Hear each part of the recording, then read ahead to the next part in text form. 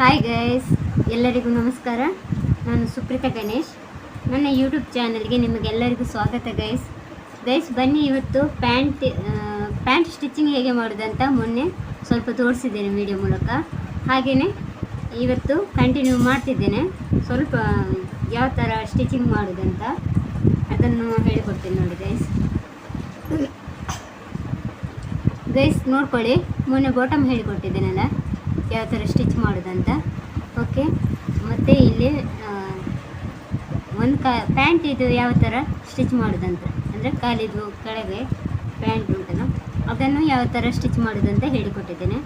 Okay guys, ಈಗ pant ಎರಡು ಕಾಲಿದು ಇದು ಉಂಟಲ್ಲ ಪ್ಯಾಂಟ್, ಅದನ್ನು ಯಾವ ಥರ ಜಾಯಿಂಟ್ ಮಾಡೋದಂತ ಹೇಳಿಕೊಡ್ತೇನೆ ನೋಡಿ. ಈ ಥರ ಕ್ರಾಸ್ ಅಂತ ಹೇಳ್ತಿದ್ದಲ್ಲ ಕಟಿಂಗ್ ಮಾಡಿದ್ರಲ್ಲಿ, ಆ ಪಾಯಿಂಟಲ್ಲಿ ಹೀಗೆ ಇಟ್ಕೊಳ್ಳಿ. ಇದು ಒಂದು ಕಾಲಿದ ಪ್ಯಾಂಟ್ ಆಯಿತಾ. ಇನ್ನೊಂದು ಕಾಲಿದ ಪ್ಯಾಂಟ್ ಇರುತ್ತಲ್ಲ ಅದನ್ನು ಸಹ ಎರಡು ತಗೊಂಡಾದ್ಮೇಲೆ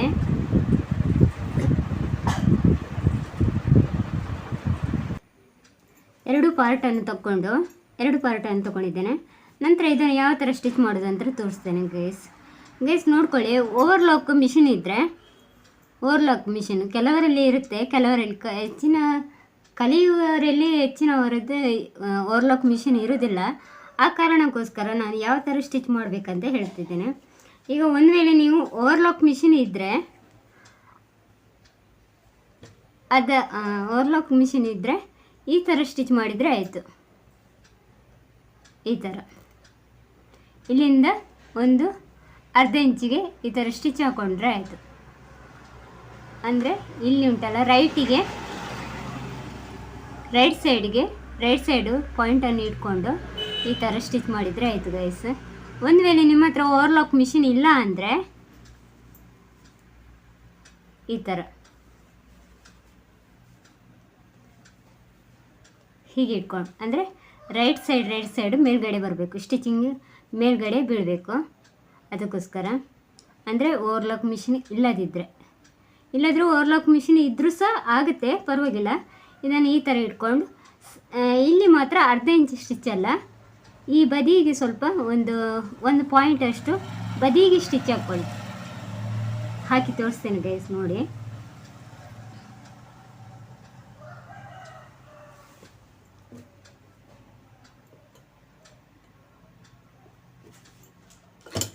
ಈ ಥರ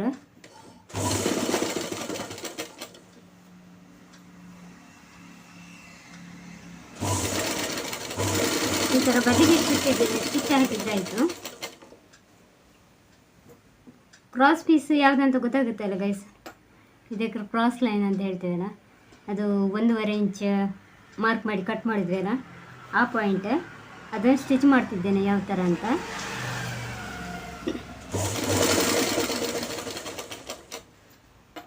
ಈ ಥರ ಇಟ್ಕೊಂಡು ಈ ಪಾಯಿಂಟನ್ನು ಒಂದೇ ಕಡೆ ಇಟ್ಕೊಳ್ಳಿ. ಎಕ್ಸ್ಟ್ರಾ ಪೀಸ್ ಇರುತ್ತಲ್ಲ ಅದನ್ನು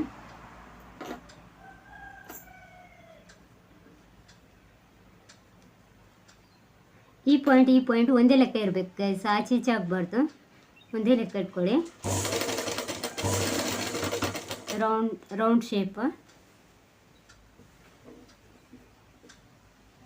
ಇಲ್ಲಿ ಮೇಲ್ಗಡೆ ಸಹ ಒಂದೇ ಲೆಕ್ಕ ಬರಬೇಕು. ಓಕೆನಾ.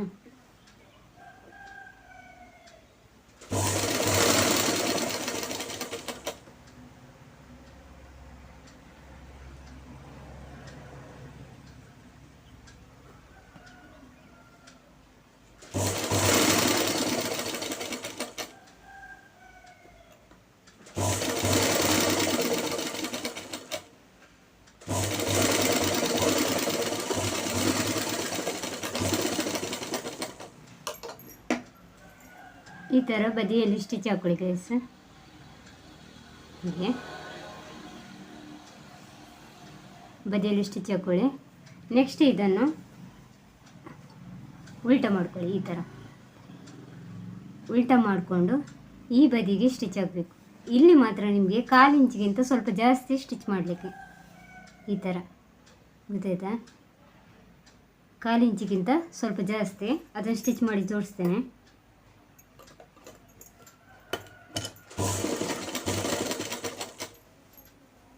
ಈ ಥರ ಸ್ಟಿಚ್ ಮಾಡೋದ್ರಿಂದ ಬಟ್ಟೆಯ ನೂಲು ಅಂದರೆ ಥ್ರೆಡ್ ಉಂಟಲ್ಲ ಬಿಟ್ಟು ಹೋಗೋದಿಲ್ಲ. ಅದಕ್ಕೋಸ್ಕರ ಈ ಥರ ಮಾಡ್ತೇವೆ. ಇಲ್ಲಾಂದರೆ ಕೆಲವೊಂದು ಬಟ್ಟೆದು ಈ ಥರ ಥ್ರೆಡ್ ಹೋಗುತ್ತೆ. ಅದಕ್ಕೋಸ್ಕರ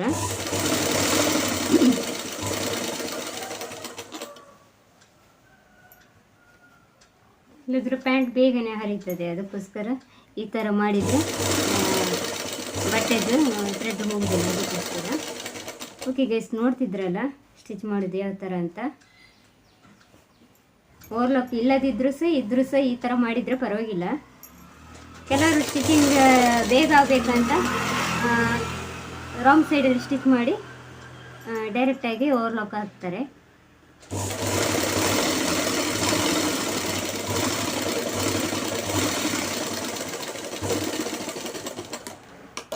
ಇದಕ್ಕೆ ಡಬಲ್ ಸ್ಟಿಚ್ ಹಾಕೊಳ್ಳಿ ಗೈಸ್.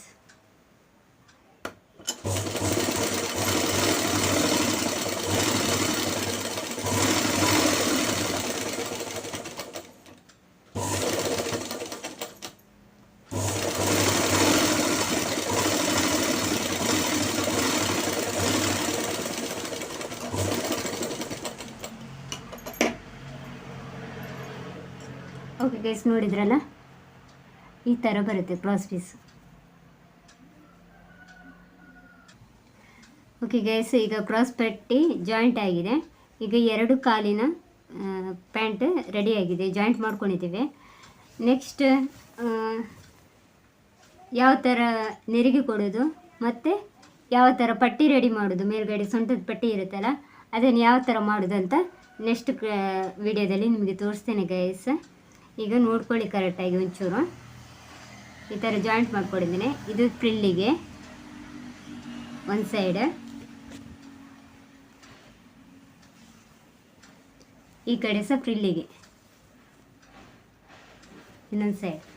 ಓಕೆ ಗೈಸ್, 2 ಕಾಲಿದು ಬಾಟಮ್ ಸಹ ಆಗಿದೆ. ನೋಡ್ಕೊಳ್ಳಿ, ಬಾಟಮ್ ಇಲ್ಲಿ ಈ ಕಡೆ ಬಾಟಮ್. ಓಕೆ ಗೈಸ್, ನೋಡಿದ್ರಲ್ಲ ಪ್ಯಾಂಟ್ ಯಾವ ಥರ ಸ್ಟಿಚ್ ಮಾಡೋದಂತ. ನೆಕ್ಸ್ಟ್ ವಿಡಿಯೋದಲ್ಲಿ ನಾನು ನಿಮಗೆ ಪಟ್ಟಿ ಯಾವ ಥರ ಅಂದರೆ ಕ್ರಾಸ್ ಪಟ್ಟಿ ಇರುತ್ತಲ್ಲ, ಮೊನ್ನೆ ಕಟಿಂಗ್ ಮಾಡೋದ್ರಲ್ಲಿ ಕ್ರಾಸ್ ಪಟ್ಟಿ ಅದನ್ನು ಫೋಲ್ಡಿಂಗ್ ಮಾಡಿ ಇಟ್ಕೊಂಡಿದ್ದೇನೆ. ಅದನ್ನು ಯಾವ ಥರ ಸ್ಟಿಚ್ ಮಾಡೋದಂತ ನೆಕ್ಸ್ಟ್ ವಿಡಿಯೋದಲ್ಲಿ ತೋರಿಸ್ತೇನೆ. ರಾಂಗ್ ರೈಟ್ ಮಾರ್ಕ್ ಇರುತ್ತೆ, ಅದನ್ನು ಯಾವ ಥರ ಜಾಯಿಂಟ್ ಮಾಡೋದಂತ ನೆಕ್ಸ್ಟ್ ವಿಡಿಯೋದಲ್ಲಿ ಹೇಳಿಕೊಡ್ತೇನೆ ಗೈಸ್. ಓಕೆ ಗೈಸ್, ಬಾಯ್. ಹಾಗೆ ನನ್ನ ವಿಡಿಯೋ ಲೈಕ್ ಕೊಡಿ, ಶೇರ್ ಮಾಡಿ, ಹಾಗೆ ಸಬ್ಸ್ಕ್ರೈಬ್ ಕೂಡ ಮಾಡ್ಕೊಳ್ಳಿ. ತುಂಬ ಮಂದಿ ವಿಡಿಯೋ ನೋಡ್ತೀರಾ, ಬಟ್ ಲೈಕ್ ಕೊಡೋದು ಮರ್ತು ಹೋಗ್ತೀರಾ ಏನೋ ಗೊತ್ತಿಲ್ಲ, ಮತ್ತು ಸಬ್ಸ್ಕ್ರೈಬ್ ಕೂಡ ಸಹ ಮಾಡ್ತಿಲ್ಲ. ದಯವಿಟ್ಟು ನೋಡಿದವರು ಸಬ್ಸ್ಕ್ರೈಬ್ ಮಾಡ್ಕೊಳ್ಳಿ. ಅಂದರೆ ನನಗೆ ಸ್ವಲ್ಪ ಇಂಟ್ರೆಸ್ಟ್ ಆಗುತ್ತೆ ಯಾವ ಥರ ಇಷ್ಟು ಮಂದಿ ನೋಡ್ತಿದ್ದಾರೆ ಅಂತ. ಅದಕ್ಕೋಸ್ಕರ ಹೇಳ್ತಿದ್ದೀನಿ ಗೈಸ್. ಓಕೆ ಗೈಸ್, ಬಾಯ್. ಜೈ ಶ್ರೀ ಕೃಷ್ಣ.